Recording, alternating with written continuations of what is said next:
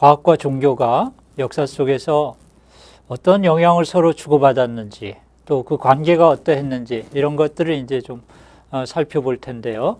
과학과 종교의 어떤 역사적 관계를 설명하는 두 가지 중요한 그런 관점이 있습니다. 우선 과학과 종교의 그 관계를 충돌의 관점에서 설명하는 그런 관점이 있는데, 이거를 이제 충돌론제다, 그렇게 이제 얘기를 합니다. 즉, 이 관점은 기본적으로 과학과 종교는 이게 서로 잘 하모니가 안 되고 서로 충돌을 한다라는 그런 관점입니다. 과학과 종교는 그 뿌리가 좀 다르기 때문에 이게 충돌할 수밖에 없고, 그리고 결국은 그런 그 충돌 과정에서 어떤 최종적인 그런 그 승자는 과학이 될 것이다. 이런 이제 주장을 이제 하는 것이 이제 충돌 논제라고 볼 수가 있는데, 이거는 그 19세기 후반부터 많이 그 사람들한테 알려지게 된 과학과 종교의 관계를 설명하는 그런 관점이라고 볼 수 있는데, 특별히 이제 그 두 명의 그 과학자와 역사학자의 저술이 있은 다음에 굉장히 이제 사람들한테 많이 알려지게 된 그런 관점이다라고 이제 볼 수가 있겠습니다. 1870년대에 존 드레이퍼라는 미국의 그 화학자가 이런 책을 저술을 했어요. History of the Conflict Between Religion and Science. 그 종교와 과학의 어떤 충돌의 역사, 이런 그 제목을 가진 책을 저술을 했는데, 이제 이 책에서 이제 바로 이런 이 과학과 종교의 관계를 이제 좀 충돌의 관점으로 설명하고 이제 주장하는 그런 주장을 폈다라고 볼 수가 있겠고, 그리고 1890년대 같은데 그 앤드류 딕슨 화이트라는 그런 역사학자가, 미국의 역사학자인데, 이 사람이 비슷한 맥락의 그런 또 이 책을 냈는데, History of the Warfare of the Science with Theology in the Christendom 이라는 책을 이제 저술을 하게 됩니다.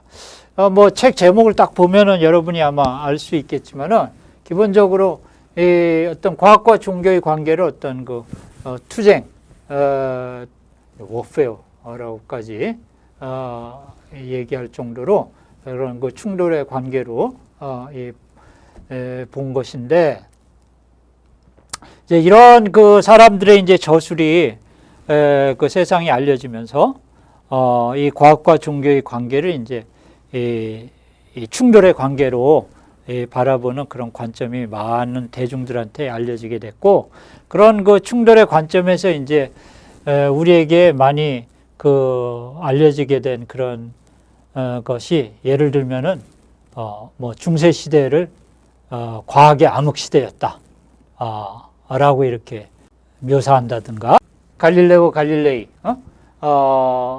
이 갈릴레오 사건이라고 여러분이 아마 잘 알겠지만은, 이런 것들이 바로 그 종교가 과학을 탄압한, 또는 종교에 의해서 과학 발전이 저해된 그런 사건으로 이제 설명하는 그런 것이 이제 충돌 논제의 관점에서 많이 이렇게 인용되는 그런 사건이다라고 이렇게 이제 볼 수가 있겠습니다. 사실 뭐 과학과 종교가 그 충돌을 일으킬 수 있는 그런 영역은 우리가 여러 부분을 생각해 볼 수는 있습니다. 내가 이제 대표적으로 이제 네 가지 영역에서 과학과 종교는 충돌할 수 있다. 충돌될 수 있는 이제 네 가지 영역을 이렇게 좀 적어봤는데요. 예를 들면은 인식론적 영역에서 과학과 종교가 충돌할 수 있는 가능성은 있는 거죠. 뭐 인식론적 영역이라고 하니까 말이 좀 어렵게 느껴질지 모르겠지만 이제 쉽게 얘기하면 과학에서 인식하고 있는 거 또는 우리가 배우는 거하고 종교에서 배우는 거하고 이게 서로 다를 때 이게 충돌이 일어날 수 있다라는 거예요. 예를 들면 여러분이 그 학교에서 과학 시간에 배우는 거하고 여러분이 혹시 종교가 있는 사람이 있다면은 성당이나 또는 교회에서 그 배우는 거하고 그게 서로 다르게 될 때 거기에 충돌이 있을 수 있는 거죠. 그게 이제 바로 인식론적 영역에 있어서의 어떤 그 충돌이다라고 볼 수가 있겠고, 아까 갈릴레오 갈릴레이 얘기를 했지만, 그것도 어떻게 보면 이제 인식론적 영역에 있어서의 그 충돌의 큰 사건이었다라고 볼 수가 있겠죠. 여러분이 그 갈릴레오가 왜 그렇게 어려운 상황에 처하게 됐고 결국은 재판에 이르기까지 됐는지 좀 알죠? 갈릴레오가 그 지동설을 주장했기 때문에 그런 거 아니야? 왜 갈릴레오가 지동설을 주장했던 반면에 그 당시에 교회는 천동설을 주장했었고 서로 그 주장하는 게 달랐단 말이지. 그러니까 그게 바로 인식론적 영역에 있어서의 어떤 그 충돌이라고 볼 수가 있는 거죠. 그래서 이게 이제 일어날 수 있는 그런 어떤 그 중요한 또 한 가지 영역이라고 볼 수가 있긴 있는데, 사실은 표면상으로 보면은 그런 그 종교의 어떤 그 가르침과 과학의 가르침이 그 충돌을 하는 것처럼 보일 수 있지만, 사실은 갈릴레오 자신은 말이죠. 갈릴레오 자신은 그런 그 과학과 종교의 어떤 그 가르침에 있어서의 어떤 그 충돌을 전혀 느끼지 못했어요. 갈릴레오는 이탈리아 사람 아니에요. 갈릴레오는 독실한 캐톨릭이었다라고 볼 수가 있거든. 그렇기 때문에 우리가 언뜻 생각하면 어떻게 그 갈릴레오가 어떤 그 종교적 신앙을 가지고 있으면서 어떻게 지동설을 주장할 수 있었을까? 이거에 대해서 상당히 좀 의아하게 생각할 수도 있는데, 갈릴레오 자신은 종교의 어떤 그 가르침, 아까 얘기했던 어떤 천동설, 그런 그 주장과 자기가 그 생각해낸 갈릴레오 이전에 물론 코페르니쿠스가 주장한 것이지만은 그 지동설 사이에 어떠한 모순도 있다라고 생각을 하지 않았거든. 그러니까 사실은 갈릴레오 개인에게 있어서는 이 인식론적 영역의 충돌은 없었던 거야. 단지 그 당시에 어떤 그 카톨릭 교회와 갈릴레오 사이의 어떤 면에서의 컨플릭트랄까? 그런 그 문제가 있었던 것이지, 갈릴레오 자신에 대해서는 그런 인식론적 영역에 있어서의 문제가 없었다라는 거고, 이제 우리가 앞으로 이제 좀 더 살펴보려고 하는 건 어떻게 갈릴레오는, 사실 갈릴레오뿐만 아니라 코페르니쿠스도 마찬가지인데, 이런 그 과학자들은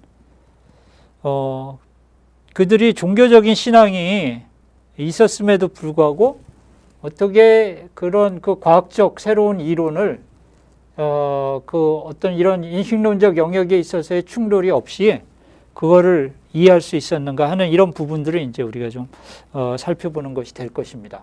오케이. 어찌됐든 뭐 이거는 포텐셜 그 에어리어 충돌이 일어날 수 있는 포텐셜 에어리어다라고 생각하면 될 것 같고, 그 다음에 또 이 과학과 종교가 충돌을 일으킬 수 있는 영역을 우리가 생각한다 그러면 이 방법론적인 어떤 영역을 우리가 또한 생각할 수가 있는데, 이것도 역시 이제 그 과학과 종교가 그 기본적으로 바탕을 두고 있는 그런 방법의 어떤 차이에서 오는 그런 그 때문에 생길 수 있는 어떤 그 포텐셜 컨플릭트다, 그렇게 이제 볼 수가 있겠는데, 과학은 이성에 기초를 두고 있고 반면에 종교는 뭐 믿음에 기초를 두고 있다라고 우리가 그 생각했을 때, 이게 서로 방법이 기본적으로 다르기 때문에 이게 충돌할 수 있는 요소가 있지 않겠는가 하는 이런 것이죠. 실제로 역사 속에서도 이제 그 19세기에 들어와서 과학이 이제 급격하게 발전하면서 그 전에는 과학적으로 설명이 안 되던 그런 현상들이 과학의 법칙이라든가 과학적 설명을 통해서 되면서 과거의 어떤 그런 설명들이, 종교적 설명들이 그 무지에서 비롯된 것이다라는 그런 생각들이 일부 과학자들 사이에서 나타나게 됐고, 그런 면에서 이제 종교를 과학의 어떤 발전에 저해되는 그런 요소로서 생각하는 경향성이 이제 나타났다라고도 이제 볼 수가 있습니다. 뭐 예를 들면 이런 거지, 뭐 지진이라든가 또는 천둥, 번개 이런 것들이 이제 과거에는 고대 시대나 중세 시대에는 뭐 어떤 종교적인 관점에서 신이 진노해서 예를 들면 그런 그게 나타난 거다 이렇게 이제 얘기했다고 한다면, 그게 이제 과학이 발전하면서 이제 다른 그 자연적 설명, 지진은 무슨 지구에 지각판이 서로 어긋나거나 이래서 이게 생기는 거다라든가, 또는 천둥 번개는 이 플러스 마이너스 전기가 어떻게 대각구선 이게 나타나는 현상이라든가 이런 식으로 좀 자연적 설명이 이렇게 나타나게 되면서 이 과거에 그 종교적으로 그냥 얘기했던 것들이 그게 무지에서 그렇게 된 것이 아니었겠는가라는 이제 이런 생각들이 이제 그 일부 과학자들에 의해서 이렇게 나타나게 되면서, 그런 관점에서 그 종교를 과학의 어떤 발전에 저해가 되는 요소로 이렇게 좀 생각하게 됐기 때문에 이제 그런 면에서 이제 충돌의 관점으로 과학과 종교의 이제 관계를 이제 바라보게 됐다라는 것이죠. 근데 그렇다고 해서 과학과 종교가 이게 서로 그 방해가 되는 요소로서만 작용했었던 것인가? 라는 거를 우리가 그 역사적으로 좀 더 깊이 살펴보면 그렇지 않은 경우도 많이 있다라는 거예요. 예를 들면, 로버트 보일이라든가 또는 코페르니쿠스, 갈릴레오, 뉴턴 이런 유명한 과학자들이 다 이 과학혁명에 선도적인 역할을 한 과학자였다라고 볼 수 있는데, 이런 그 과학자들에게 있어서 이 종교가 그들의 어떤 그 과학적 활동을 수행해 나가는 데 있어서 굉장히 긍정적인 그 역할을 한 거를 또 우리가 역사를 살펴보면 좀 볼 수 있는 경우가 많이 있거든요. 그래서 비록 과학과 종교가 그 사용하는 방법에 있어서의 차이는 있겠지만은 그것이 꼭 항상 충돌하는 것이다라고만 우리가 얘기하기는 어려운 그런 부분들이 또한 많이 있다라는 거 우리가 볼 수 있다라는 것이고, 이제 그런 면에서 이 부분도 우리가 좀 더 깊은 그 성찰 또는 그 고찰이 필요한 영역이다라고 이렇게 이제 볼 수 있을 것 같습니다. 그 다음에 과학과 종교는 이러한 영역에서 특히 윤리적 영역에서 또 그 충돌을 일으킬 수 있는 요소가 있다라는 건데, 이거는 상당히 이제 그 실제적인 그런 그 문제가 될 것이고, 특히 이제 현대에 와서는 이런 그 영역에서의 윤리적인 영역에 있어서의 관점의 차이 때문에 뭐 충돌이 일어날 수 있는 것을 우리가 이제 좀 생각을 해볼 수가 있겠습니다. 그렇지 않겠어요? 요즘 뭐 과학이 발전되는 그런 것들을 보면은 뭐 유전공학이라든가 또는 뭐 여러 가지 그 뭐 원자력이 사용되는 그런 것들에 관하여서라든가 이런 것들은 이제 굉장히 그 과학과 이 종교적인 그런 그 관점에 있어서 좀 차이를 그 가져올 수도 있기 때문에, 그런 면에서 이제 좀 그 충돌이 일어날 수 있는 요소가 있다라고 볼 수가 있겠고요. 마지막으로 이제 이 사회적 권력의 영역이라는 거는 이거는 이제 특히 19세기 말에 이 전문 과학자 사회가 중요한 그 사회의 어떤 그 계층으로서 세워지게 되면서 또 등장하게 되면서 나타났던 그런 충돌과 관련이 되는 건데, 이제 역시 뭐 과학자도 인간이고 또 종교인도 인간이기 때문에 어떤 그 사회를 구성하는 어떤 그 계층으로서 그들이 어떤 그 인정받고자 하는 또 사회의 어떤 그 구성원으로서 그들이 그 가지고 있는 어떤 관점이라든가 이런 거에 있어서의 차이로 인해서 생길 수 있는 그런 그 또 충돌의 요소가 있을 수 있다라는 것이죠. 그래서 우리가 뭐 이거 말고도 과학과 종교가 서로 충돌할 수 있는 그런 요소가 뭐 여러 가지가 있을 수가 있겠지만은, 어찌됐든 우리가 이런 것들을 통해서도 볼 수 있다시피 과학과 종교가 충돌할 수 있는 영역은 있어요. 있는데 과연 그렇다고 해서 역사 속에서 과학과 종교가 항상 충돌을 해왔었는가? 그렇지 않으면은 그런 어떤 그 충돌의 어떤 그 위험성이랄까? 그런 가능성에도 불구하고 과학과 종교가 그런 부분에 있어서 서로 긍정적인 또 영향을 주고받은 그런 그